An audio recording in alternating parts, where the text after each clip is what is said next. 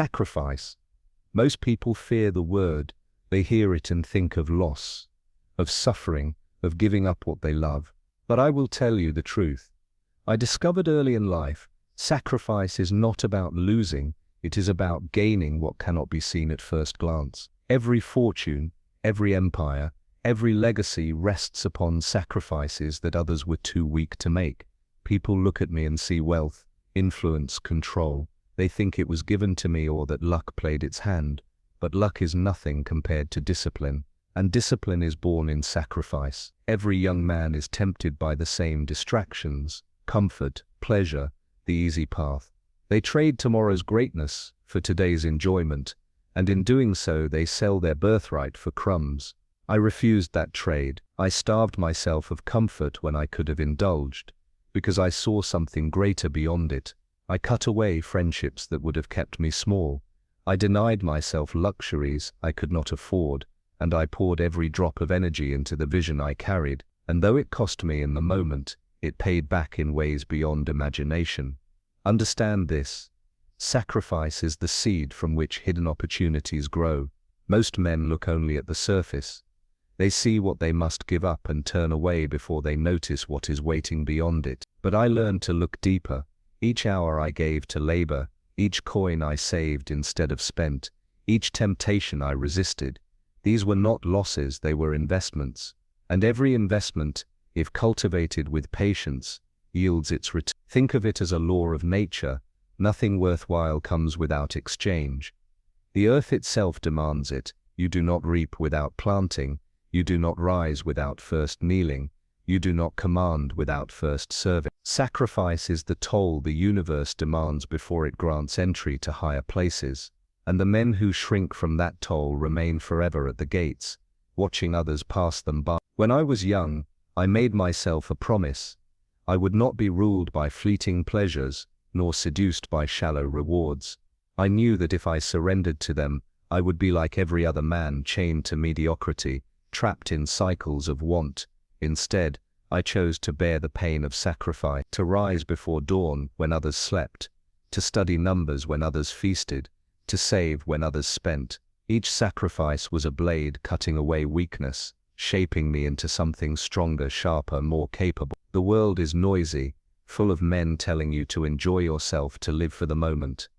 They laugh at those who practice restraint, but in time the laughter fades, because pleasure is fleeting, and sacrifice endures. The fruits of indulgence rot quickly, but the fruits of sacrifice feed generations. Do you want to know why so many never achieve greatness?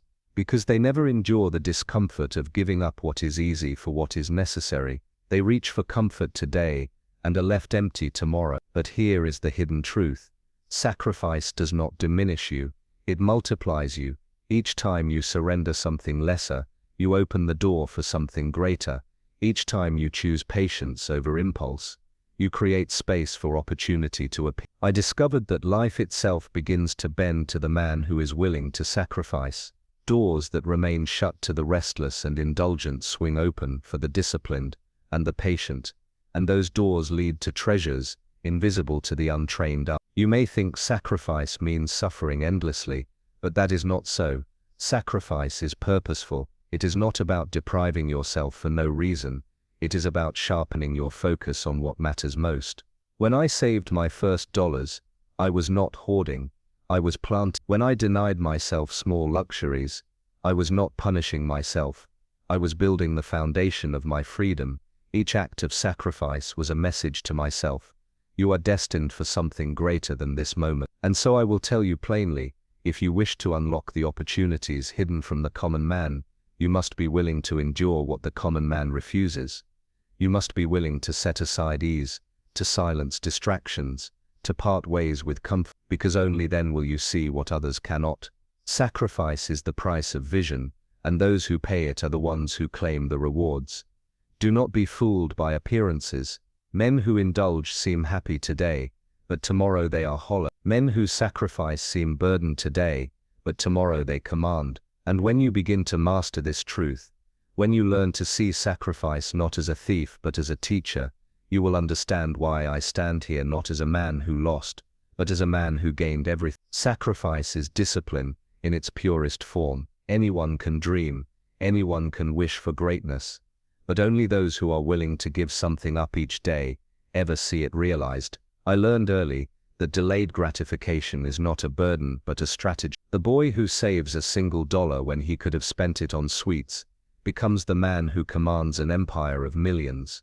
The boy who trades an evening of leisure for an evening of study becomes the man who sees opportunities others are blind to. Discipline is built one sacrifice at a time, and once it takes root, it shapes the entire course of your life.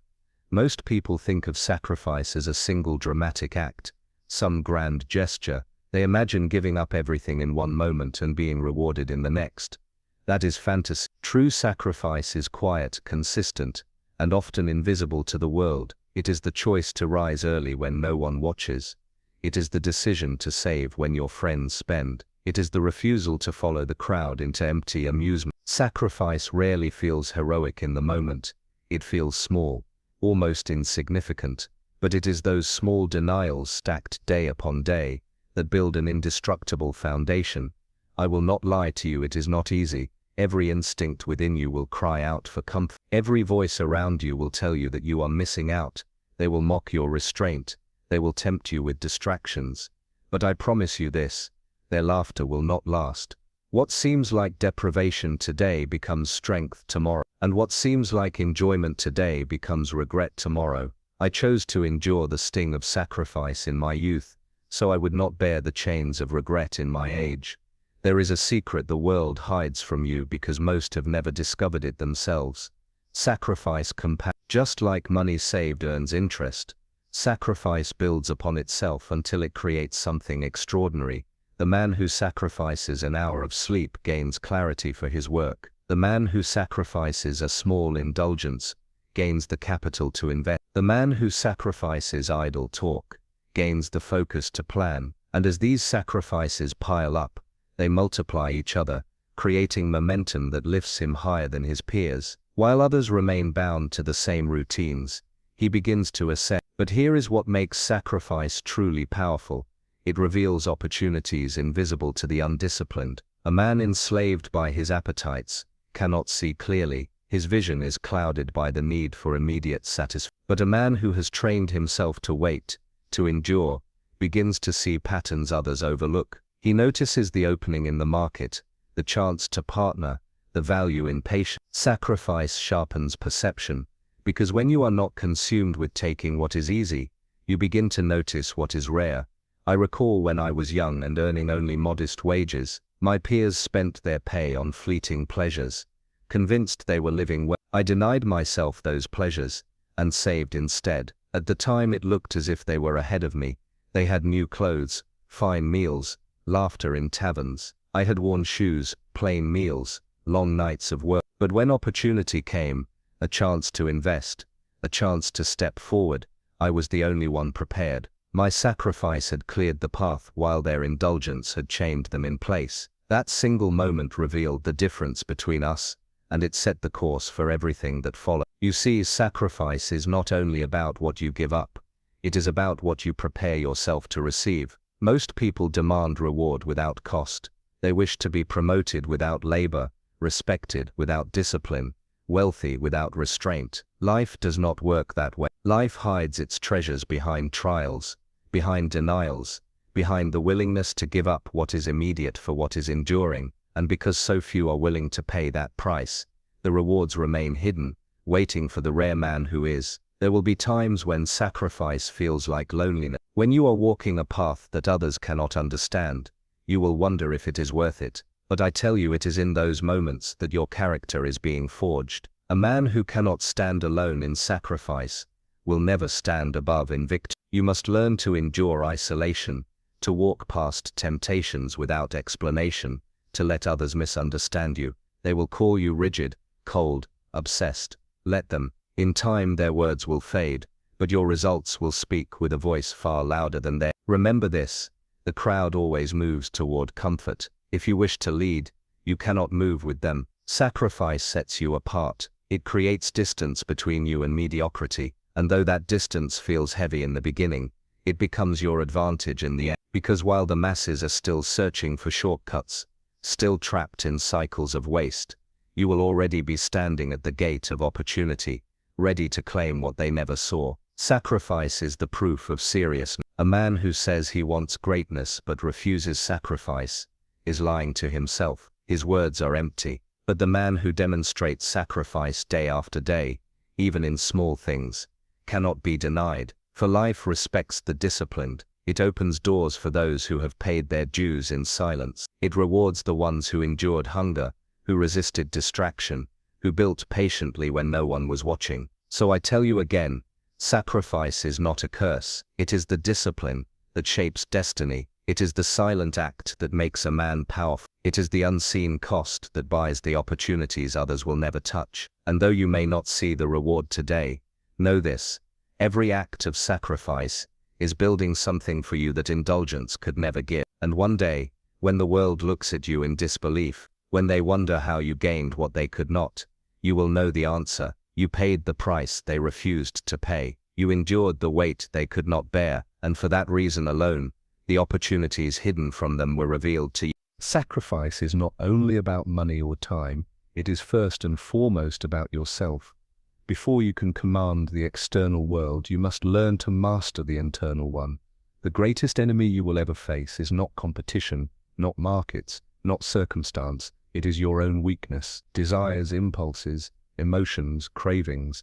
These are the forces that enslave men more completely than any chain, and the only way to break free of them is through sacrifice. You must be willing to surrender your comfort, your appetites, even your pride, in order to gain mastery over yourself. Without that, no empire will stand. Most men believe they are free, yet they are prisoners. They rise when their appetites command. They spend when their urges demand. They fall into anger, jealousy, and fear at the smallest provocation. Such men cannot build anything lasting because they do not control themselves. They are slaves dressed as free men. But when you learn to sacrifice the pull of appetite, when you deny the easy path your impulses crave, you begin to seize true power, the power to direct yourself where you choose, not where weakness drags you. Understand this clearly: self-mastery is not gifted, it is forged. Each time you resist a temptation, each time you hold your tongue when anger burns, each time you endure discomfort rather than flee from it, you are strengthening the iron of your will. These small sacrifices of impulse harden into discipline, and discipline is the foundation of all success. Without it, you will be forever tossed about by circumstance. With it, you will remain steady, even in the fiercest storm. Think of a man who seeks to build wealth. If he cannot master his own hunger for indulgence, his wealth will vanish as quickly as it comes. If he cannot master his pride, he will make reckless choices to prove himself right. If he cannot master his fear, he will retreat at the first sign of difficulty. His downfall begins not in the market, but in his own heart. But a man who sacrifices impulse for reason, who subdues passion with discipline, builds on stone, not sand. His foundation is unshakable because it is himself. I recall moments in my youth when anger rose in me like a fire. Someone slighted me, someone questioned me, someone mocked me. The instinct was to lash back, to prove myself, to win the quarrel, but I forced myself into silence, into patience. That was sacrifice, surrendering the temporary satisfaction of reaction for the enduring strength of restraint. And with time I saw how this mastery created advantages. While others revealed their weakness in outbursts, I remained composed. While others wasted energy on petty battles, I conserved mine for greater wars. The man who controls himself always gains the upper hand over those who do not. You will not conquer the world until you conquer your desire. This is the truth no one wishes to hear. People prefer the illusion that they can indulge and still rise, that they can serve their impulses and still command respect.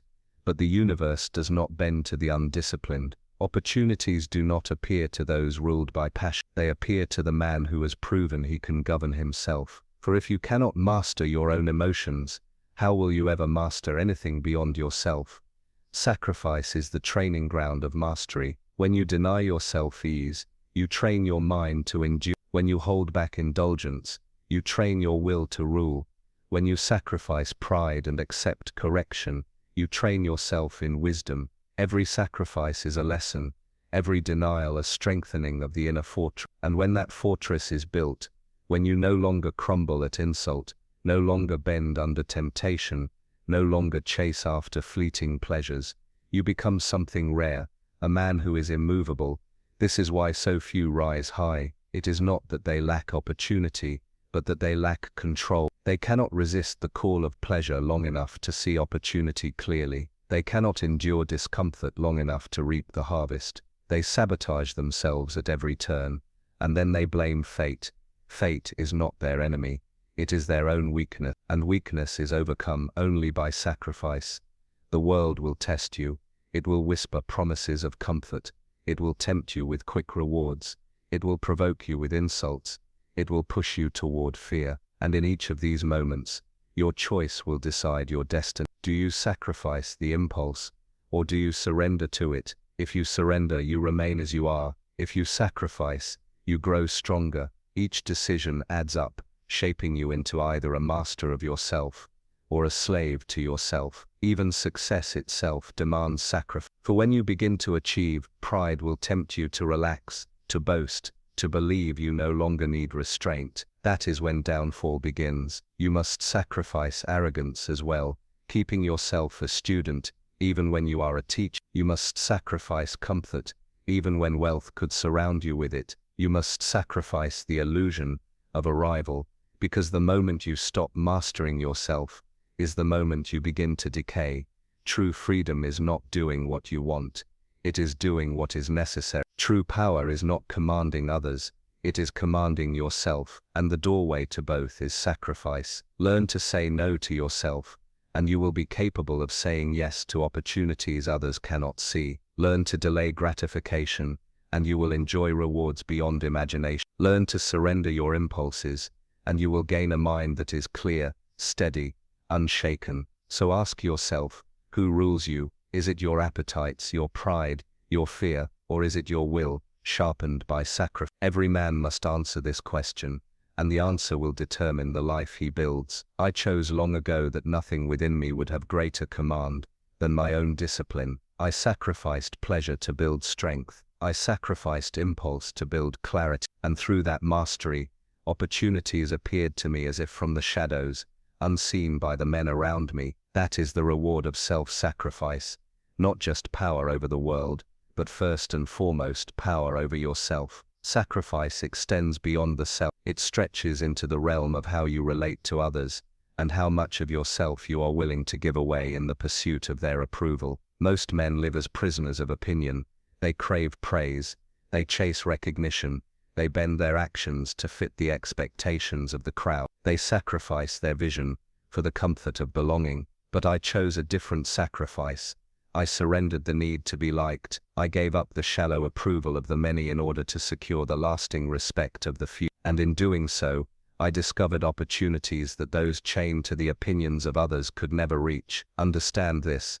The pursuit of approval is the surest path to mediocrity. When you let the voices of others guide your choices, you build a life not of your own design, but of theirs. You become their servant, not your own master. To sacrifice the need for validation is to reclaim your independence. It is to stand alone, unshaken by praise or criticism, and in that independence lies hidden power. Because when you no longer hunger for applause, you are free to act with clarity, and clarity is the compass to opportunity. I remember countless moments when I was doubted, when my decisions were questioned, when whispers followed me. Many said I was too ruthless in my discipline, too narrow in my focus, too unwilling to indulge in the social games of my peers. But while they busied themselves with banquets, with gossip, with empty alliances, I kept to my path. I sacrificed their acceptance, and in time I found that what they had gained was fleeting, but what I had built was permanent. Their laughter faded,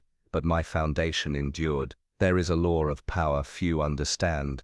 When you show you are unmoved by judgment, you become respected by the very people who once mocked you. Why? Because they cannot influence you, they cannot bend you with their opinions, and men admire most what they cannot control. By sacrificing the need to be liked, you gain the much greater prize of being respected. respect endures, approval evaporates. But this sacrifice is not easy. Every human heart longs for belonging. To resist that pull requires strength. It means walking away when others call you selfish. It means holding fast when they say you are cold. It means watching them gather together while you stand apart. Yet it is in that separation that opportunity emerges. The man who is free from approval is also free from manipulation. He cannot be bought with praise, nor broken with criticism. His decisions are his own, and because of that he sees what others cannot. Think of the men who shaped history. Were they embraced in their time? Rarely. They were doubted, resisted,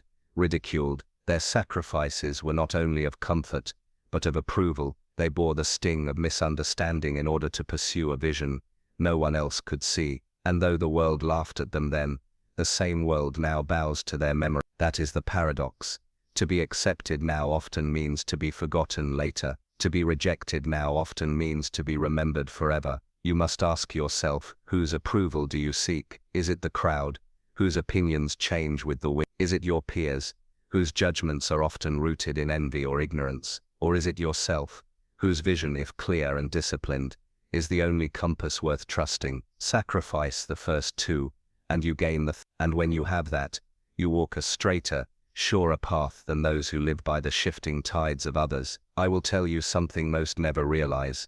Approval is a currency more dangerous than money. If you live on it, you are poor, no matter how much wealth you hold, because it can be withdrawn at any moment. It is unstable, unpredictable, uncontrollable. To sacrifice the need for it is to build your fortune on firmer ground. When applause no longer dictates your worth, you are free, and freedom is the soil where hidden opportunities grow. There were times when I was invited to pleasures, to distractions, to gatherings where men sought to affirm one another. I declined, not because I despised them, but because I understood that time spent chasing their validation was time stolen from my purpose. I sacrificed their fellowship, and they thought me distant. Yet while they sought one another's smiles, I sought results, and results, unlike approval, cannot be taken away once earned. So learn this. Let go of the need to be understood. Let go of the hunger for recognition. Sacrifice the shallow comfort of being liked. It is painful in the moment, but liberating in the end, because when you no longer serve the crowd, you are free to serve your vision, and the world respects a man of vision, even if it mocks him. The man who seeks to be liked will always compromise. He will bend his principles, soften his edge, dilute his strength. He will never go further than the crowd allows. But the man who sacrifices approval for purpose becomes unshakable. He is not distracted by criticism, nor inflated by praise. He walks his own path, and because of that he often discovers what the rest miss. Opportunities do not reveal themselves to those who fear being judged. They reveal themselves to those who are willing to be judged and keep walking anyway. This is the sacrifice you must make, to give up your hunger for validation. It may leave you isolated. It may sting your pride. It may cause others to misunderstand you. But in that silence, in that space you carve out for yourself, lies clarity, and clarity leads to strength. Strength leads to opportunity, and opportunity once seized leads to a life of freedom, the very life those who mocked you will one day envy. Comfort is the most seductive enemy a man will ever face. It lulls him into passivity, whispers that he has earned his rest, convinces him that struggle is unnecessary. But I tell you plainly, the moment you choose comfort as your companion, you close the door to greatness. Every advancement I ever made, every hidden opportunity that revealed itself to me, came not through ease but through struggle. I sacrificed comfort deliberately, because I knew that ease breeds weakness, and weakness blinds a man to the treasures scattered just beyond his reach. When I was young, I denied myself what others chased. I walked instead of rode. I saved instead of spent. I worked instead of idled. These were small sacrifices, but they built a habit, the habit of rejecting ease, and that habit became a fortress around me. While others wasted their strength avoiding discomfort, I grew strong by embracing it. While others sought the softest path, I hardened myself on the roughest one, and in doing so, I saw opportunities they could never see, because struggle sharpens vision while comfort dulls it. The truth is, struggle is the teacher of greatness. It exposes your weakness, it demands your growth, It forces you to develop what you did not know you lacked. Comfort, on the other hand, hides your weakness. It allows it to grow unchecked, leaving you unprepared when life inevitably tests you. That is why I sacrificed comfort. Not because I loved pain, but because I loved strength. I understood that if I chose the harder road daily, I would be prepared for the battles others could not endure. Most men run from pressure. They see it as a burden, something to be avoided at all costs. I sought it. I understood that pressure is the crucible in which ability is forged, to carry responsibility heavier than you think you can bear, to endure hours longer than you think you can work, to remain calm in storms that terrify others. These are the conditions under which hidden doors open. For life does not reward the man who hides from pressure. It rewards the one who proves he can carry it. There were countless nights when my body demanded rest, when my mind begged for escape, but I sacrificed the desire for ease and pressed forward. I chose labor when I could have chosen leisure. I chose discipline when I could have chosen distraction. And though it drained me in the moment, it equipped me for the future. When opportunities arose, I had the endurance to seize them. When others faltered, I stood steady. That is the hidden reward of struggle. It prepares you for the moment when fortune knocks. Comfort never will. Understand that every comfort has a cost. The meal that satisfies today may rob you of resources tomorrow. The idle hour that pleases now may steal the progress of a year. The soft bed that tempts you at dawn may rob you of the chance to build something lasting. Comfort demands payment just as sacrifice does. The difference is this: comfort costs you the future, sacrifice costs you the present. One drains you silently, the other strengthens you invisibly. I chose the cost that gave me tomorrow. Sacrificing comfort also teaches detachment from fear, for when you have willingly embraced hardship, what is there left to fear? If you have trained yourself to rise in cold mornings, to labor in exhaustion, to endure without complaint, then life's trials cannot break you. You already live with difficulty by choice. This is why the man who sacrifices comfort holds an advantage over the one who indulges in it. He is ready for storms before they arrive, while the indulgent is ruined by the first sign of rain. I will tell you something that most cannot grasp: comfort and greatness cannot live together. If you choose one, you banish the other. Those who try to balance both always fail, because comfort expands until it consumes them. The man who achieves anything extraordinary has first made peace with discomfort. He has chosen sweat over ease, silence over entertainment, endurance over escape, and in making that choice, he finds opportunities hidden to all who are blinded by indulgence. You may ask yourself why so few achieve remarkable things, and the answer lies here. They are not willing to pay the price of struggle. They wish to be strong without training, wealthy without sacrifice, respected without hardship. But life has never been so kind. It rewards the man who willingly carries the heavier load, who denies himself what is easy, in order to pursue what is lasting. It hides its best treasures behind walls of discomfort, so that only those willing to sacrifice comfort can reach them. Think of it like mining. The surface is crowded, full of men digging for scraps they can find without effort. But the real wealth lies deep, beneath layers of rock, where few are willing to labor. Those who sacrifice comfort descend into those depths. They endure darkness, heat, and pain, but in the end they emerge with riches the others will never see. Comfort keeps men at the surface, sacrifice takes them below. So you must decide: will you cling to ease, or will you surrender it? Will you spend your life chasing comfort, only to find it has left you weak and blind? Or will you sacrifice it daily, and in doing so build the strength to seize opportunities others cannot even recognize? Remember this: comfort is the path to nothing. Sacrifice is the path to everything. I chose to give up ease, so that when fortune revealed itself, I was strong enough to take hold of it. That choice made all the difference, and it will for you as well. Patience is the rarest sacrifice, because it asks a man to surrender what he wants now for what he cannot yet see. It is easy to demand results quickly, to crave immediate reward, to grasp at whatever lies closest, but nothing great has ever been built in haste. Every enduring success, every hidden opportunity worth seizing, reveals itself only to the man who can wait. I learned this not by choice but by necessity.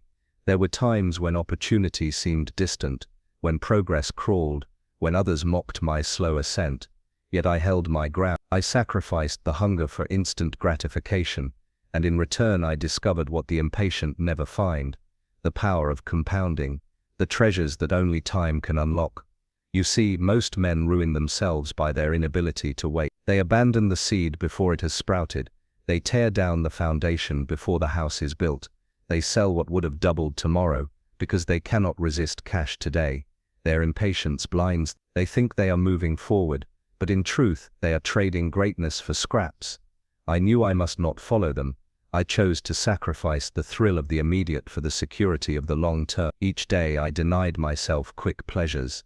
I was investing in a future the short-sighted could not imagine. Patience itself is a form of discipline. It is sacrifice stretched across time. To endure the silence of waiting without breaking, to work year after year without applause, to trust in the unseen while others demand proof. This is the true test of a man, and this test is one few parts. That is why opportunity remains hidden, because only the patient will stand long enough to see it revealed. The impatient walk away too soon, leaving treasures in the soil for the one who stayed. I recall watching men leap into ventures, hungry for quick profit. They grew excited at the first taste of gain, only to collapse when the tide turned.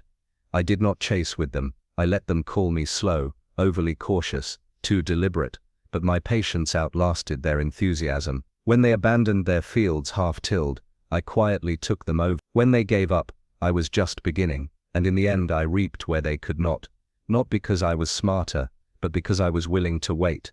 The world is designed to test your endurance. It delays reward not to deny it, but to measure whether you are worthy of it. If opportunity were immediate, everyone would seize it, but life hides it behind time, so that only the man who sacrifices speed will find it. Impatience is the downfall of the masses. They want everything now: comfort, wealth, recognition. And so they settle for illusion. They consume rather than build. They take rather than invest. And when the future arrives, they stand empty-handed. Sacrifice teaches you to embrace the long horizon. It whispers to you that a single step today, repeated tomorrow, and the next becomes a march across continents. Most men despise this truth because it does not excite them. They prefer fireworks, bright, quick, and gone in a moment. But I preferred the steady flame, the one that endures, the one that cannot be extinguished. That flame is lit only by patience. To sacrifice the present for the future is to live in a kind of faith, not blind faith, but disciplined faith. Faith that your labor is not in vain, that your seed will yield a harvest, that your restraint will turn into reward. I did not waste my youth demanding to be paid in full for every effort. I worked long before the world noticed. I endured obscurity before recognition came. That sacrifice was my investment, and it paid dividends far beyond what quick applause could ever offer. Ask yourself, what is the worth of a fleeting pleasure compared to the weight of a lasting legacy? A meal, a trinket, a passing indulgence, all vanish in a moment. Yet the habit of sacrificing them for a higher aim compounds until it builds empires. Men who cannot wait will never know this truth. Their vision is too short, their hunger too shallow. They cannot endure the barren season, so they never reach the harvest. The discipline of patience also hardens you against despair. For when you have trained yourself to sacrifice the immediate, you do not panic when results delay. You expect delay, you prepare for it, you even welcome it as the sign that you are building something real. The impatient crumble in uncertainty, the patient grows stronger in it, and because of that the patient man discovers hidden paths others overlook. While the world chases noise, he sees the quiet openings. While others abandon the game, he remains, and the victory falls to him. I must tell you plainly, the greatest opportunities I ever found were invisible to those who demanded quick gain. They required time, years of preparation, years of waiting, years of steady building. Had I demanded everything at once, I would have lost them, but by sacrificing the now, I gained the later, and the later was worth infinitely more. So learn this above all: to sacrifice short-term pleasure for long-term vision is to live on a higher plane than the rest. It is to refuse crumbs so you may claim the feast. It is to hold steady while the crowd rushes, knowing they will exhaust themselves while you endure. Patience is the rarest sacrifice, but it is the one that unlocks the greatest hidden opportunities. And though it will test you, though it will stretch you, though it will make you question whether the wait is worth it, Trust me when I say it is. Because when the fruit finally ripens, when the door finally opens, when the harvest finally arrives, you will not remember the hunger of waiting, you will only remember the abundance it brought. Sacrifice is often thought of as giving up possessions or pleasures, but there is a greater sacrifice, one that most men never attempt, letting go of the need to control every outcome. The truth is, life will not always unfold according to your plan. Deals will collapse, allies will betray, circumstances will shift without warning. If you cling too tightly to what you think should happen, you will break. If you sacrifice that attachment, however, you free yourself to adapt, and in that freedom lies the discovery of opportunities that rigid minds never see. I learnt this lesson through failure as much as through success. There were times when I pressed with all my might for a result, and no matter my effort, it slipped away. At first I raged against it, thinking that if I only pushed harder, I could force life into submission. But the harder I clung, the more it cut me. Only when I released my demand, when I sacrificed the illusion of control, did clarity return, and in that clarity, I found a path forward better than the one I had imagined. Many times I lost what I thought I could not live without, only to discover that the loss cleared space for something greater to enter.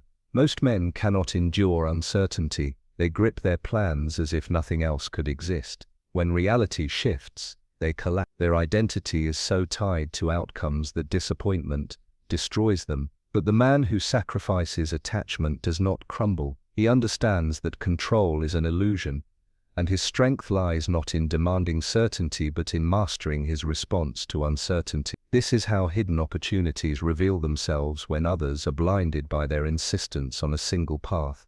He is free to see the many roads that open in its place. Imagine a river. If you try to hold the water in your hands, it slips away. If you build your home upon its surface, it will wash you downstream. But if you flow with it, directing yourself around the bends, you will be carried far. Life is no different.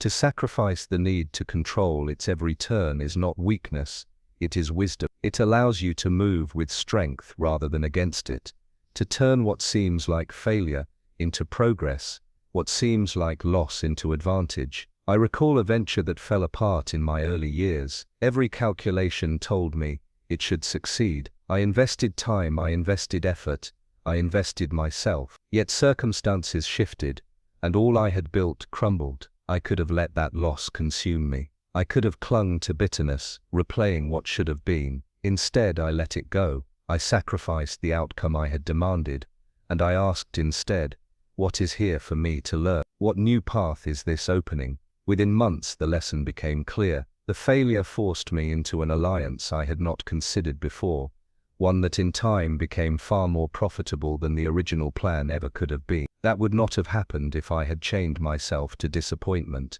The sacrifice of control revealed the greater opportunity. This does not mean you should be passive. Discipline, preparation, and vision remain essential. But once you have acted with full effort, you must release the result. Do your duty, then let go. That is the sacrifice. For if you obsess over what you cannot change, you waste the strength you could have used to seize what still lies within your reach. Most men burn their energy lamenting what they lost, blind to what is waiting at their feet. The disciplined man sacrifices that lamentation. He accepts reality swiftly, and in doing so he moves ahead while others are still mourning. Think of how many lives are consumed by regret. Men replay their failures endlessly, gripping them as if the past could be remembered. Others cling to dreams that died long ago, refusing to adapt. They think this persistence is strength, but it is weakness. True strength is the ability to sacrifice what is already gone. Only by releasing it can you grasp what comes next. Hidden opportunities do not appear to men staring backward.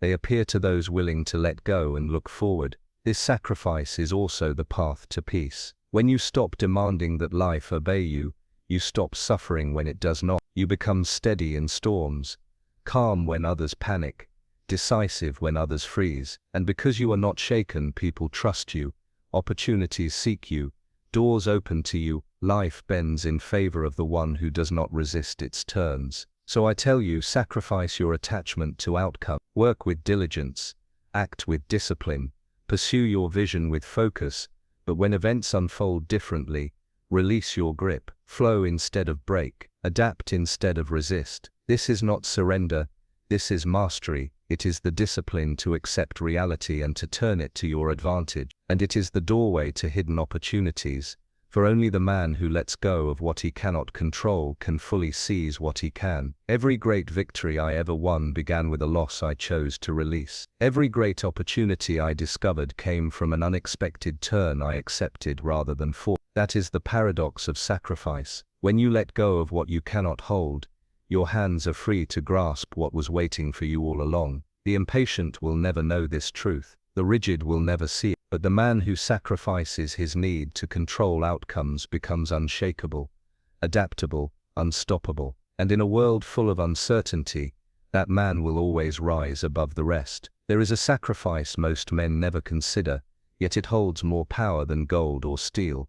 The sacrifice of word. Men are quick to speak, quick to defend themselves, quick to announce their plans, quick to seek validation through noise. But I learned early that silence is not emptiness. It is a weapon, it is a shield, it is a presence that unsettles the careless and empowers the disciplined. To master silence, you must sacrifice the impulse to prove yourself with words.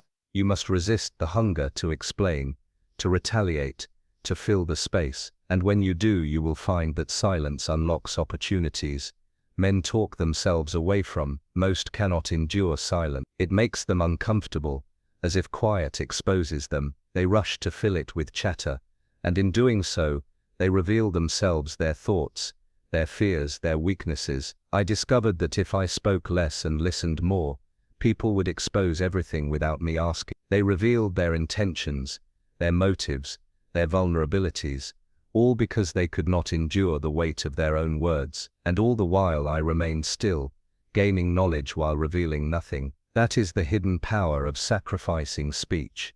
You learn without being learned. There were negotiations where silence won more than any argument could. I would present an offer, then say nothing. The other side, unsettled by my restraint, would begin to bargain with themselves, lowering their demands, sweetening their terms, filling the silence with concession. Had I spoken to press my point, I would have lost that advantage, but silence made them question themselves. Silence made them hand me what I wanted freely. That is the kind of opportunity revealed only to the man who can resist the need to speak. This is not only about business. Silence transforms how people perceive you. A man who speaks constantly is easy to read, easy to dismiss, easy to manipulate. A man who holds his tongue, who speaks only when necessary, becomes a mystery, and mystery breeds respect. People lean in, wondering what you are thinking, waiting for the moment you choose to speak. And when you do, your words carry weight,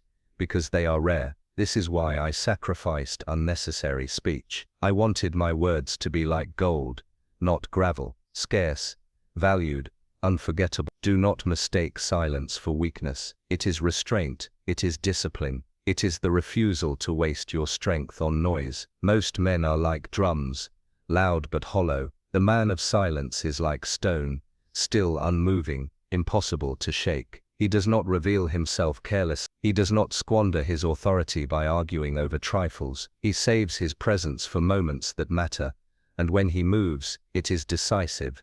The world is full of men who talk themselves into trouble. They defend themselves against every criticism, and in doing so, they give power to their critics. They announce their plans too soon, and in doing so, they invite resistance before the foundation is even laid. They over-explain in fear of being misunderstood, and in doing so, they appear weak. I chose to sacrifice that need. Let them criticize, I would not respond. Let them wonder about my plans, I would not reveal them. Let them misunderstand, I would not waste my breath correcting them. And in time, those very things became my strength. Critics lost their power when they saw they could not provoke me. Rivals were disarmed when they realized they did not know my next move. And those who underestimated me were caught off guard when I advanced without warning. To remain silent in the face of insult is a test of true power. The weak lash back, the insecure defend themselves, the proud cannot endure the sting,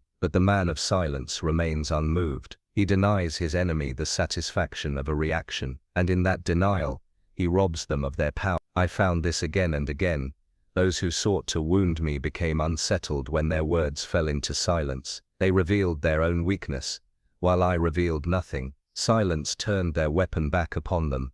Sacrificing words also grants clarity. When you do not rush to speak, you give yourself space to think. You hear what others miss. You notice the tone, the hesitation, the contradictions. You see beneath the surface, and with that clarity, you can act with precision, rather than impulse. Most men speak first and regret later. I trained myself to wait, to listen, to consider. That sacrifice gave me a mind sharp enough to cut through confusion while others drowned in it. The opportunities silence brings are subtle, but they are immense. People trust the one who listens more than the one who speaks. They confide in him, seeking the ear that does not interrupt. They reveal secrets without realizing it, because they feel safe filling the quiet. Rivals underestimate him, believing his silence is ignorance, until it becomes clear he was observing all along. Allies respect him, because his few words are measured and decisive. All of this comes from the simple, difficult sacrifice of withholding speech until it serves a purpose. I urge you to practice this sacrifice. Resist the urge to defend yourself at every turn. Refuse to announce your intentions before they are complete. Hold your tongue when anger burns, when fear presses, when pride demands expression. Do not waste your strength on words that do not build. For every unnecessary word you surrender, you gain leverage. Every silence you endure becomes a step toward hidden power. In time, people will come to wonder about you. They will ask themselves, why does nothing seem to rattle him? Why does he never reveal more than he must? Why do his words strike harder than ours? The answer will be simple. You sacrificed what they could not. You gave up the comfort of constant speech, and in doing so, you discovered the opportunity silence always hides, the chance to command without noise, to influence without effort, to lead without announcing. That is the power of words unspoken. That is the wealth silence yields to the disciplined man. Sacrifice is not a single act. It is not a dramatic gesture made once in a lifetime. It is a discipline, a daily practice, a repeated surrendering of weakness in order to build strength. Most men think greatness is born from moments of inspiration, flashes of brilliance, lucky breaks. They are wrong. Greatness is forged in the routine sacrifices that no one sees, the early mornings, the long hours, the quiet denials of laziness, the refusal to indulge in distraction. Each small act of sacrifice is a brick, and day by day, brick by brick, it builds a fortress around your mind that nothing can penetrate. I sacrificed comfort not once, but every day. I sacrificed indulgence not once, but at every opportunity it tempted me. I sacrificed idleness not once, but every time the desire to delay whispered in my ear. Over time, these repeated sacrifices became habits, and habits became character, and character became destiny. This is the law of discipline. What you choose today, repeated tomorrow, becomes who you are forever. The weak cannot accept this, because they crave variety, excitement, novelty. But the strong learn that power lies in repetition, in the quiet sacrifice made 1,000 times, until it carves you into something unbreakable. Think of the body. No man becomes strong from lifting a weight once. He becomes strong by lifting day after day, when it hurts, when it burns, when nothing in him desires to continue. The sacrifice of comfort in that moment builds muscle, invisible to the eye, until one day it is undeniable. The mind is no different. Each time you resist distraction, you train focus. Each time you push through fatigue, you train resilience. Each time you hold your tongue, you train patience. These sacrifices, repeated endlessly, create a mind that cannot be shaken. Most men collapse in the face of crisis, not because the crisis is unbearable, but because they never trained for it. They spent their lives indulging in ease, so when life demanded endurance, they had none. They surrendered to laziness daily, so when discipline was required, it was foreign to them. They sacrificed nothing in ordinary times, so they had nothing to draw upon in extraordinary ones. I chose the opposite. I sacrificed weakness each day, so that when the storms came, I was already prepared. My habits carried me when my strength faltered. My discipline carried me when my will was tested, and because of that, I stood while others fell. There were countless mornings when my body begged for rest, when my mind searched for excuses, but I silenced them. I rose and I worked. I told myself that every denial was a deposit, every sacrifice a seed, every act of discipline a preparation for an opportunity not yet visible, and I was right. Time and again, doors opened that others could not walk through because they had not trained themselves to endure the cost. I was able because I had already paid it in the dark, in the silence, in the repetition of sacrifice. This is the truth. Discipline is sacrifice made permanent. It is the decision to no longer negotiate with weakness. It is the refusal to let feelings dictate action. Men who live by feelings live small lives. Today they are motivated, tomorrow they are not, and so they move in circles. But the man who lives by discipline moves in a straight line, forward, unstoppable. His sacrifice is not swayed by moods, not delayed by excuses. It is steady, it is relentless, it is inevitable, and so his results are inevitable as well. Hidden opportunities reveal themselves to the disciplined, because only he can hold steady long enough to see them. The undisciplined quit too soon. They abandon their work in the barren season. They fall apart when progress is slow. They cannot endure the waiting, the repetition, the boredom, and so they never arrive. But the disciplined man, trained by daily sacrifice, keeps moving. He does not depend on excitement. He does not require applause. He simply works, patiently, relentlessly, and in time, he arrives where no one else could. Understand this. Greatness is not built in public, it is built in private. The world will only see the results, not the endless sacrifices that produced them. They will call you fortunate, not knowing the countless comforts you surrender. They will call you gifted, not seeing the years of daily training. They will call you lucky, not understanding the iron discipline that positioned you to seize what they never prepared for. This is why sacrifice must be embraced, not as an occasional test, but as a life. If you wish to be unshakable, you must make sacrifice your companion in every small thing. Rise when you do not want to, work when you would rather rest, save when you are tempted to spend, remain silent when your pride demands to speak. These acts are small, almost invisible, but in their repetition lies your strength. For while the masses live as slaves to impulse, you will live as master of yourself, and the man who masters himself cannot be broken by anything outside of him. So make this your creed, sacrifice daily, train your mind as you would a muscle. Let each denial of weakness be a repetition that builds endurance. Let each choice of discipline over ease harden you against chaos.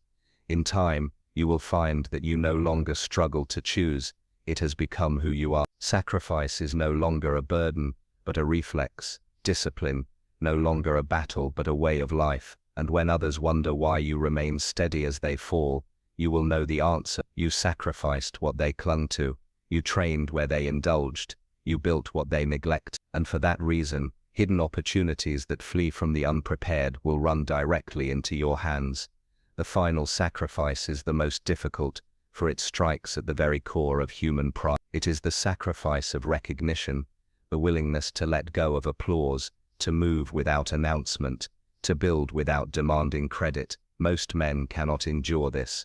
They crave acknowledgement more than they crave success itself. They would rather be seen as great than silently become great. But I learned that recognition is a shallow prize, and the chase for it blinds a man to opportunity. If you can sacrifice the need to be noticed, you will gain something far greater, the freedom to act without interference, the power to surprise, the advantage of invisibility until the moment your results speak for you. I discovered this truth early. When I began, I did not boast of my plan. I did not shout my ambitions. I worked in silence. Others sought to impress with their words, to announce their intentions, to parade their efforts. They received their applause, and with it, they satisfied themselves too soon. Their hunger was dulled by recognition. Mine remained sharp because I had sacrificed it, and that hunger drove me further than their applause ever could. Recognition is dangerous because it invites resistance. When you reveal your plans too soon, you give others the chance to oppose them. When you show your progress too early, you awaken envy and competition. When you speak more than you act, you forfeit the element of surprise. Silence shields you from all this. By moving quietly, unseen, you advance without obstacle until it is too late for anyone to stop you. The sacrifice of recognition buys you invisibility, and invisibility is a weapon more powerful than any boast. I recall ventures where rivals dismissed me simply because I did not trumpet my intentions. They believed my silence meant weakness, that my quiet meant inactivity. But while they laughed, I built. While they displayed themselves to one another, I advanced. And by the time they realized what had happened, the foundation was laid, the advantage secured, the opportunity claimed. Their noise blinded them. My silence protected me. That is the hidden reward of sacrificing recognition, the chance to finish before others know you have begun. Even when success came, I did not flaunt it. I let results speak. A man who shouts his triumphs invites challengers. A man who remains silent multiplies. Silence commands a deeper respect than boasting ever will. Men wonder more about what you withhold than what you reveal. They fear what they cannot measure, and so the man who sacrifices recognition becomes larger in their imagination than the loudest braggart ever could. Most men are enslaved by the opinions of others. They measure their progress by applause. They seek validation like a starving man seeks bread. But applause is fleeting, and validation is cheap. If you anchor your worth to them, you will be tossed about endlessly. Sacrifice them instead. Anchor yourself to discipline, to vision, to results. Let others chase the shadows of fame. You chase substance. In time, when the applause fades for them, your work will still stand. The greatest opportunities often appear not to the loudest, but to the quiet. For noise attracts attention, and attention breeds opposition. But silence allows you to move through doors unnoticed. It gives you the chance to prepare, while others remain distracted. By the time they realize the opportunity was there, it belongs to you. All because you sacrificed the pride of being seen in the moment, in order to secure the strength of being unassailable in the end. This final sacrifice requires humility. You must accept being misunderstood, being underestimated, being overlooked. That is the price. But understand this clearly. Underestimation is a gift. It lowers defenses. It blinds rivals. It grants you freedom. Let them believe you are smaller than you are. Let them ignore you. Let them think your silence means nothing. Every moment they do is a moment you gain ground. And when your results arrive, they will not merely see them, they will be stunned by them. Do not despise the shadows. They are where true power grows. Plants do not begin in the sun. They begin hidden in the soil. Empires do not rise with trumpets. They rise brick by brick, unseen, until suddenly they tower above all. So it is with you. Sacrifice the urge to display yourself. Cultivate your vision in silence. Build without spectacle. When the time comes, let your results emerge like mountains rising from the earth.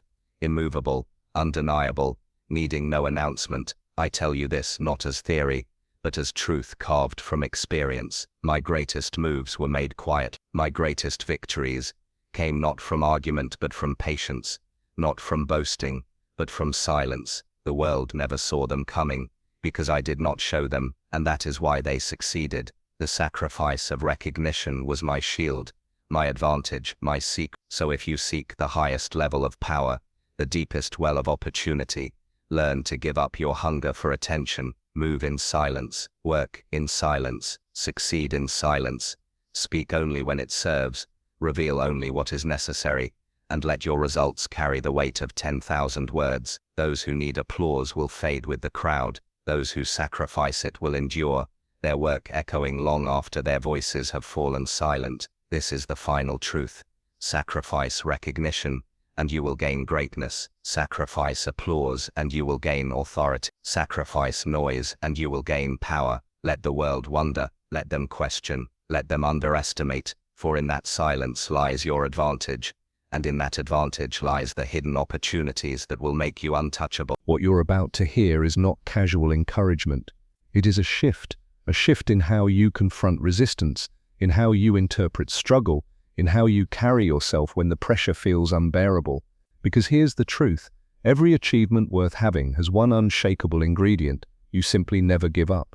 We romanticize persistence when it's far away. We put it on posters, we nod at it in books. But when you're in the middle of it, when your idea has failed twice, when the job you needed said no, when you've been trying for months and the results are still invisible, that's when persistence becomes ugly, heavy, lonely. That's when most people quit. Not because they couldn't win, but because they couldn't carry the weight of continuing. You need to understand this. Quitting is not a moment.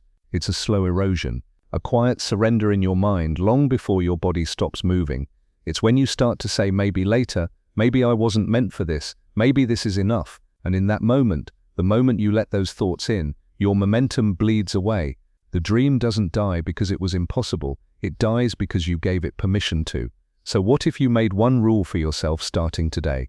That no matter the delay, no matter the rejection, no matter the embarrassment, you will not quit.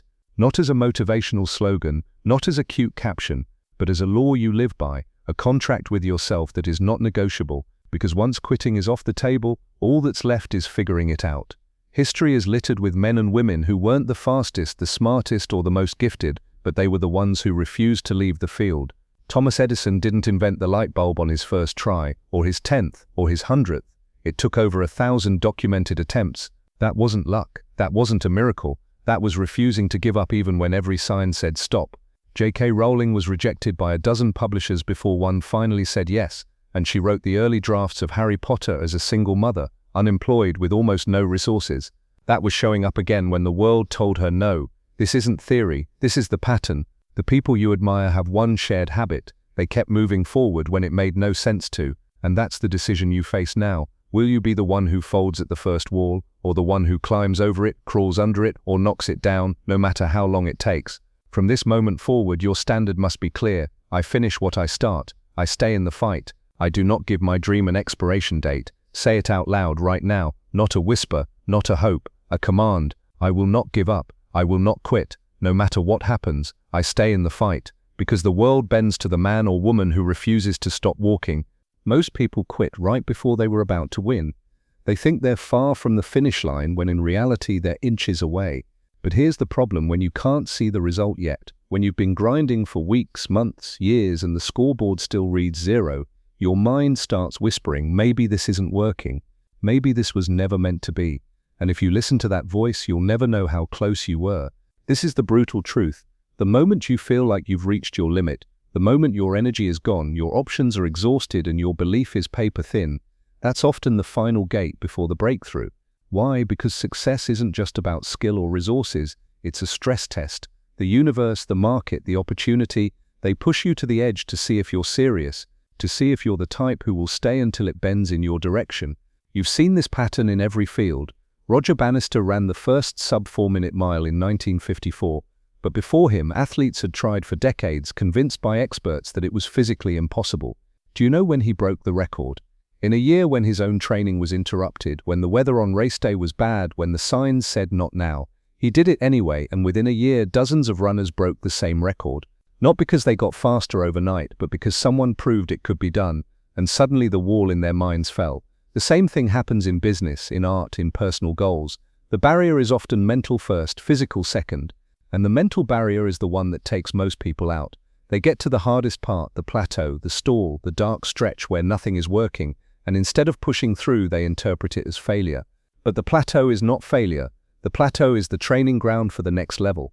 Think about it: when you start something, your energy is high. You're fueled by novelty and excitement. Progress comes fast. Then the inevitable slowdown happens. You hit the wall. The results stop matching the effort.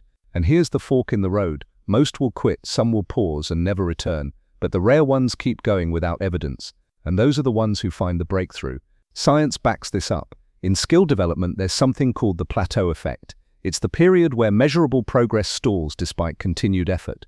Neurologically, it's because your brain is consolidating skills, strengthening pathways, and adjusting to higher demands. But because you can't see that happening, it feels like nothing is working. Most people bail before the brain has finished rewiring. They leave during the build. That's why your job is simple. Stay in the game long enough to let the work catch up to the result. Edison faced this.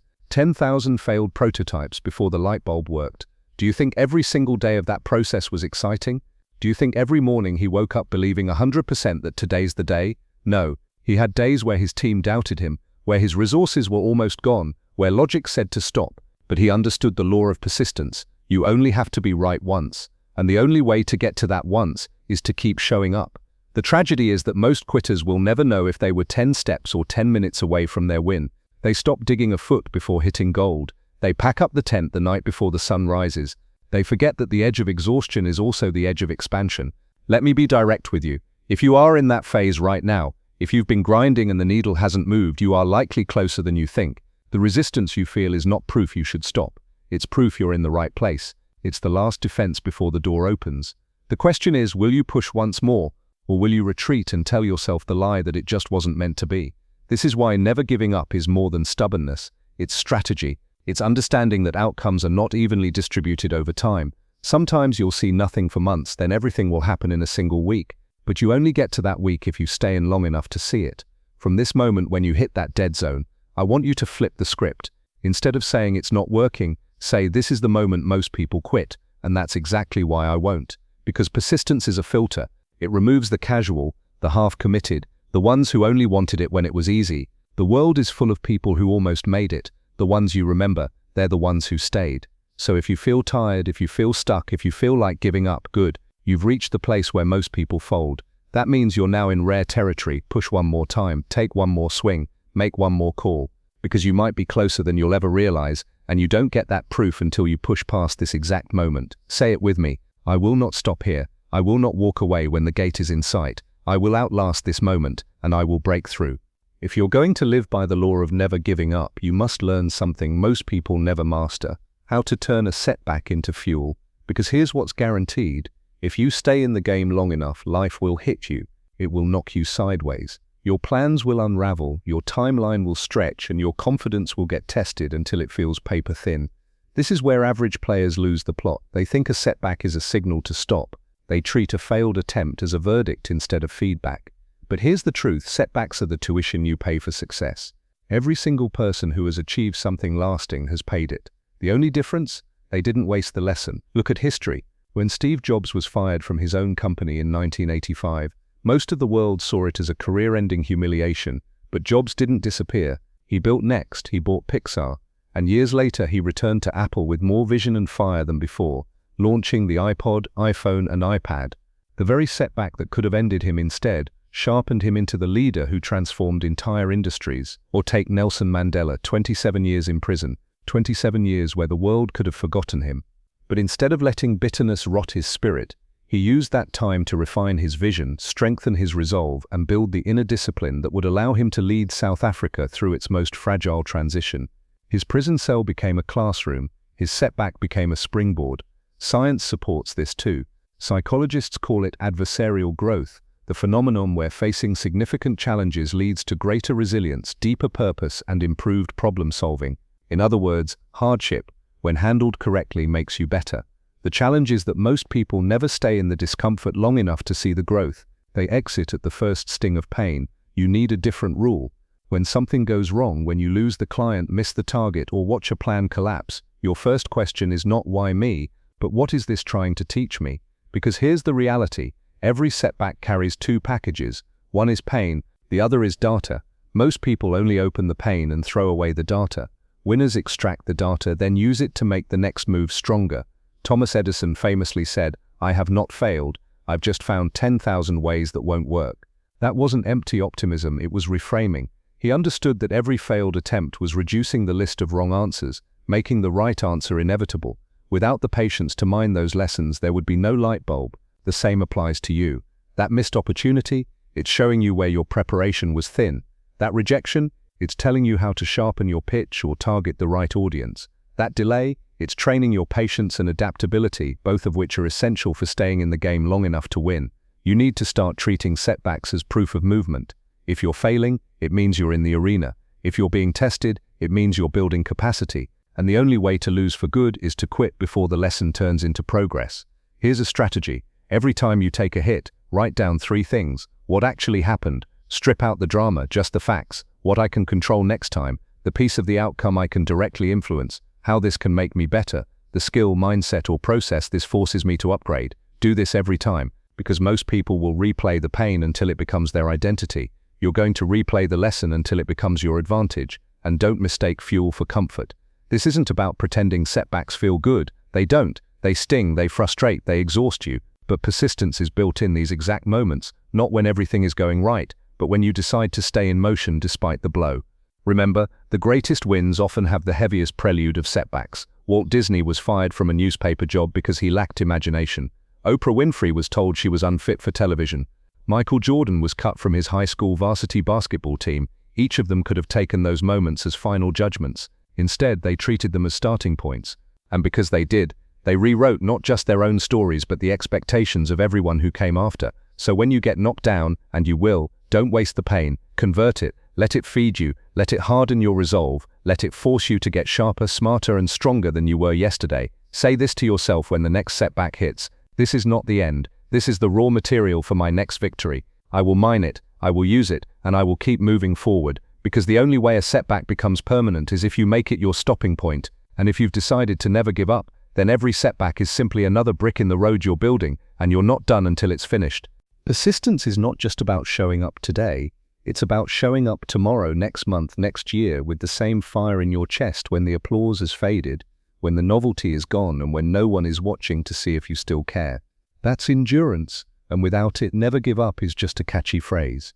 Most people think they fail because they weren't capable enough. In reality, they fail because they weren't durable enough. They treated their dream like a sprint, all-out speed, maximum effort, and burned themselves out before they ever reached the real test. The truth is, anything worth building exists on a timeline longer than you expect. You think it's going to take 6 months, it takes 5 years. You think one big push will do it, instead you need 1,000 small ones. That's where endurance comes in, the ability to keep going at a pace you can sustain until the goal is yours. Look at the people who actually finish the climb. They are rarely the ones who started with the most talent, money, or connections. They are the ones who built a system for staying in the game long after their competitors ran out of steam. Endurance is not built in hype, it's built in habit. It's in your morning routine when no one's checking. It's in the hours you put in after a long day when most people have already given up for the night. It's in the discipline to do your work even when the motivation is gone, because motivation will vanish, and you can't afford to vanish with it. There's a principle endurance athletes know well. Pacing is power. If you start a marathon sprinting at full speed, you might lead for the first mile, but you'll collapse before the finish. The winners know how to conserve energy for the moments that matter most. They build consistency before intensity, and the same applies to your mission. The point is not to go all in for 30 days. The point is to still be moving with strength at day 300, day 1,000, day 3,000. Take the story of Colonel Harlan Sanders, the founder of KFC. He didn't even begin franchising his fried chicken until he was in his 60s. Before that, he'd been fired from jobs, failed in business, and spent years living in a small apartment, surviving on his savings. He knocked on more than 1,000 doors before someone agreed to take on his recipe. That kind of persistence is not fueled by hype, it's fueled by endurance. Science explains why most people can't last. In willpower research, psychologists describe something called ego depletion, the idea that self-control and discipline draw from a finite pool of mental energy each day. The mistake people make is trying to run on sheer willpower for too long. Endurance isn't about endless willpower, it's about systems that reduce the need for it. When you design your environment, routines, and schedule to support your mission, you conserve your mental energy for the moments you actually need it. That's how you stay in the fight for years without burning out. So if you want to never give up, you must train for the long game. Set a sustainable pace. Push yourself, but not at the expense of tomorrow's energy. Protect your recovery. Rest is not weakness, it's fuel for the next push. Endurance is built in the cycle of effort and renewal. Automate what you can. Free your mind from decision overload. Eat the same healthy breakfast. Wear a simple work uniform. Have a fixed morning ritual. Save your mental bandwidth for the mission. Measure progress in years, not weeks. This removes the frustration of slow results and keeps you focused on the big picture. Remember, most people quit not because the goal was impossible, but because they couldn't imagine still working for it a year from now. Endurance is the antidote to that. When you commit to the long game, short-term wins and losses stop controlling your mood. A bad week is just a week. A rejection is just a pebble on the road, not the end of it. And here's the hidden advantage. Endurance makes you dangerous in a way most people will never be. When others realize you're still here after they've given up, they start to doubt themselves. Your consistency becomes its own form of intimidation. People begin to expect you to finish because they see you've outlasted everyone else. So tell yourself now, I'm not here for a season. I'm here until the job is done. I am unshakable. I am built for the long game, because persistence without endurance is a candle in the wind, bright for a moment, gone in the next. But persistence with endurance, that's a force that can wear down mountains. If you want to live by the law of never giving up, you must build more than stamina in your body. You must build immunity in your mind, because the most dangerous threats to persistence are not exhaustion, not even failure. The most dangerous threats are doubt and outside noise. Here's the reality. You can be moving strong toward your goal. You can have momentum in your favor, but one sharp comment, one discouraging voice, one piece of criticism at the wrong time can send you spiraling. Not because they're right, but because you gave their words access to your belief system. That's the leak you must seal permanently. Every person who has stayed in the fight long enough to win has learned to protect their mental space as fiercely as a soldier protects a stronghold. Henry Ford was told by multiple experts that the V8 engine could not be built in a single block. He instructed his engineers to keep working for 2 straight years until they proved him right. If Ford had let its impossible penetrate his mind, the work would have stopped in month 2. The innovation that changed the automotive industry would never have existed. The truth is, your mind is constantly under siege. Every day you are absorbing signals from the people you talk to, from the media you consume, from the environment you stand in. And if you do not filter those inputs, they will shape you. The human brain is suggestible. It doesn't just believe what is true, it believes what is repeated. If you're constantly surrounded by voices saying it's too hard, it's not worth it, you can't do that, you will eventually echo them unless you actively build immunity. So how do you do it? You apply the same principles as physical health. To resist disease, you strengthen your immune system. To resist doubt, you strengthen your mental defenses. Curate your circle. Remove chronic doubters and complainers from your immediate space. This isn't arrogance, it's preservation. Doubt is contagious. Surround yourself with builders, not critics. Control your inputs. Replace gossip, toxic news cycles, and endless scrolling with books, lectures, and conversations that fuel your mission. Reinforce your belief daily. Speak your goals aloud. Repeat affirmations not for hype but for reinforcement. Every repetition is a brick in the wall of your mental fortress. Document your wins. Keep a visible record of progress, even small victories. On the hard days, you'll need this proof to remind yourself that you are moving forward. Think about the greats. Serena Williams didn't become one of the most dominant athletes in history by listening to every critic who told her she was done. She trained with a mental filter so strong that she could walk onto a court after months away and still play like she had never left. Thomas Edison didn't call himself a failure after 10,000 failed prototypes. He had a mental immune system that interpreted each failure as progress data, nothing more. Without this immunity, you'll be pulled off your path by every storm of opinion. You'll start chasing other people's timelines, doubting your own progress, and questioning your mission. With it, you become untouchable. Criticism rolls off. Doubt dies before it reaches your core.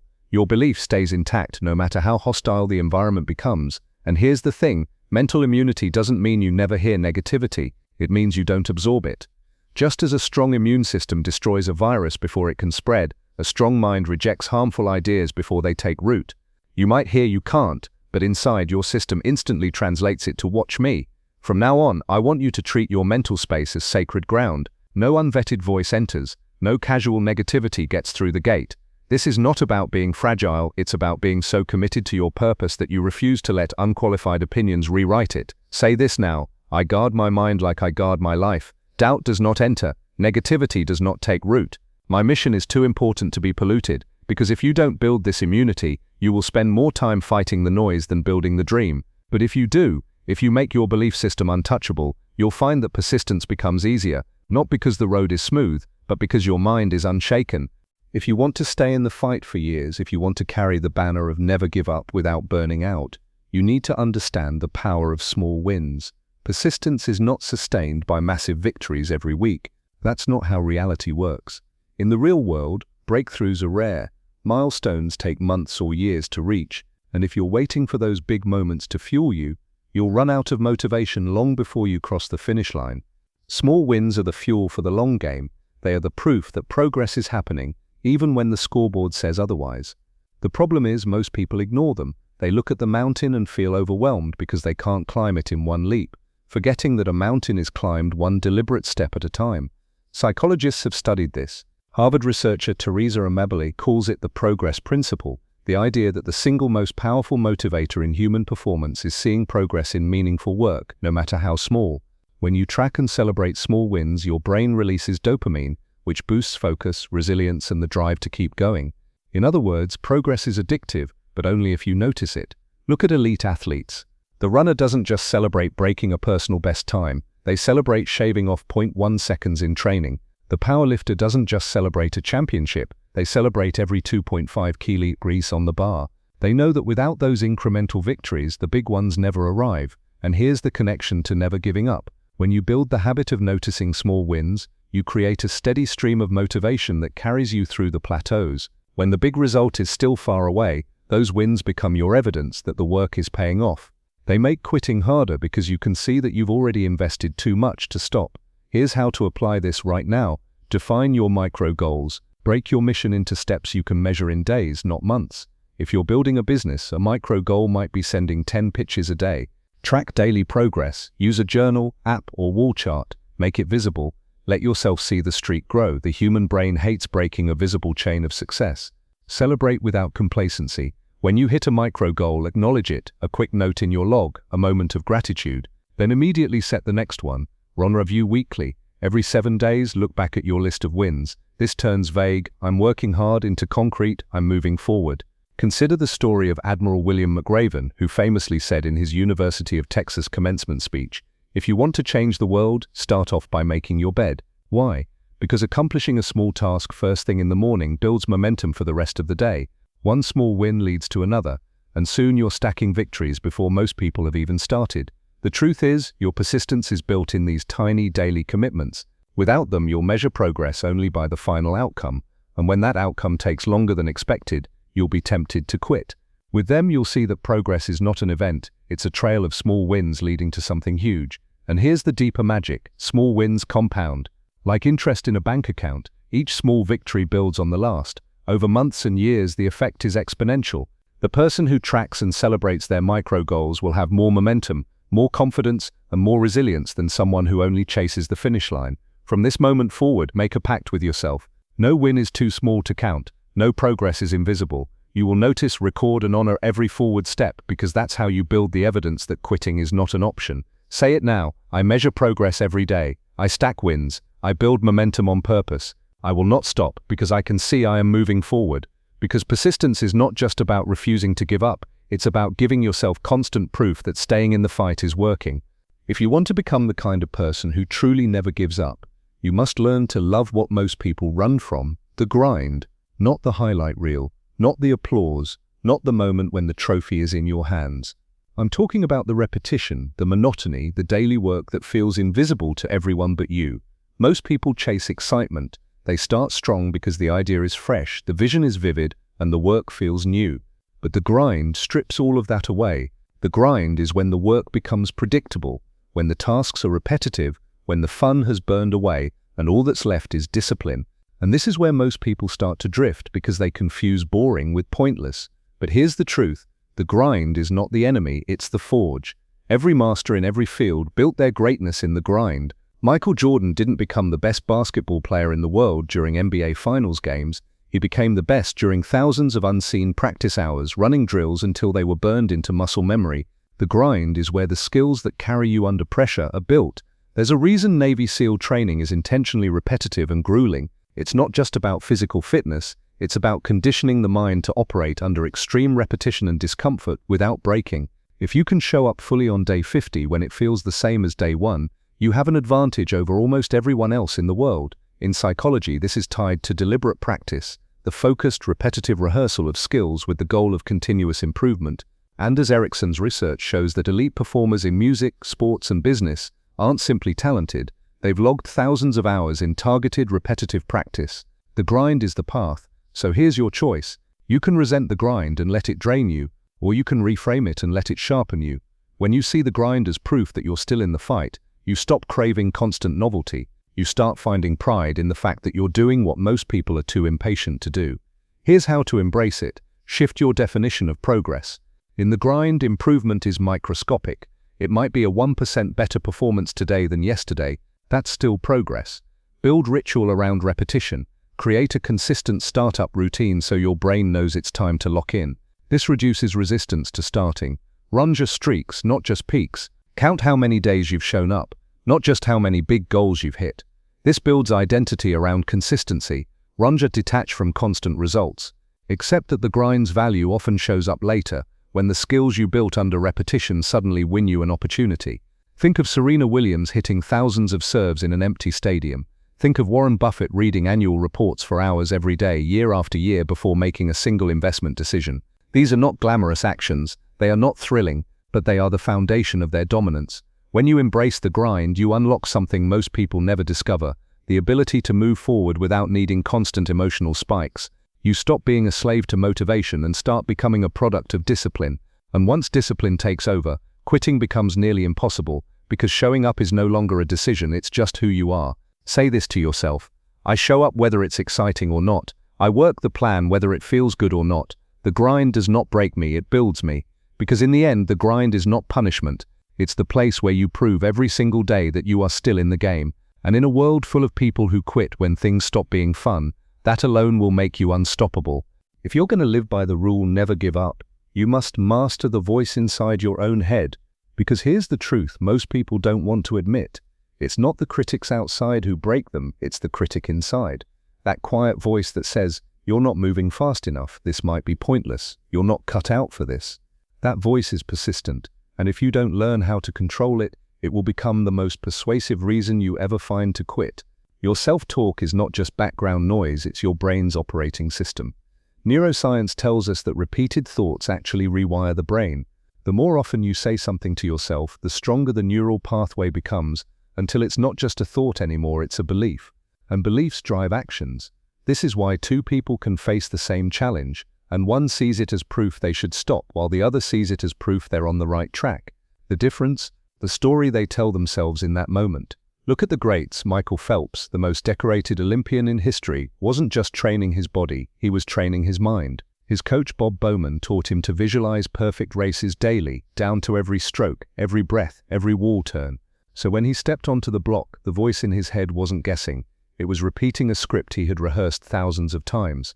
That's self-talk in action, deliberate, directed and designed to reinforce success. Now compare that to the average person, who lets their internal dialogue run unchecked. They speak to themselves in ways they'd never speak to a friend. You're wasting your time, you're behind, this will never work. And then they wonder why their persistence fades. You need a rule. Your inner voice must become your ally, not your enemy. That doesn't mean lying to yourself. It means speaking in a way that keeps you moving forward, no matter what the scoreboard says. Here's how to take control. Audit your self-talk. For 1 week, pay attention to how you speak to yourself when you make a mistake, face a delay or feel stuck. Write it down. You can't change what you don't notice. Replace the language of finality with the language of progress. Stop saying I failed. Start saying I learned something today. Stop saying I can't. Start saying I can't yet. Install a battle phrase. A short, powerful sentence you repeat the moment doubt appears. Something like, I do not quit, I adjust and advance.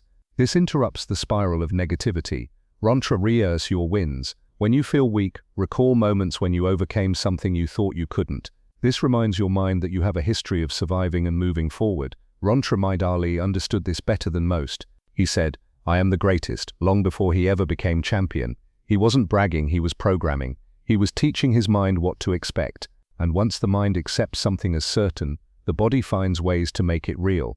You have that same ability, but it requires discipline. It requires catching yourself in the act of self-sabotage and replacing it with self-direction. Because persistence is fragile if the story in your head is working against you, but persistence becomes bulletproof when every word you feed yourself pushes you forward. From now on, your self-talk must pass one test. Does this make me more likely to keep going? If the answer is no, it doesn't get airtime. Say this to yourself right now. My voice is my weapon. I speak progress, not defeat. I command my mind to move forward. Because the day you master the conversation in your head is the day you remove the most common reason people give up. And that's when never give up stops being a slogan and becomes your default mode of operation. If you are truly committed to never giving up, you must learn the difference between quitting the mission and changing the method. Too many people confuse the two. They think that if their original plan doesn't work, the dream is dead. But the reality is this: plans are disposable, the mission is not. Thomas Edison didn't just have one blueprint for the light bulb, he had thousands. Each failure wasn't an ending, it was an instruction to try again in a different way. When you commit to the outcome, you give yourself permission to change everything except the decision to finish. This is where most people fail without realizing it. They tie their identity to a single strategy. When that strategy fails, they feel like they have failed. Instead of adapting, they abandon the whole pursuit. But here's the truth.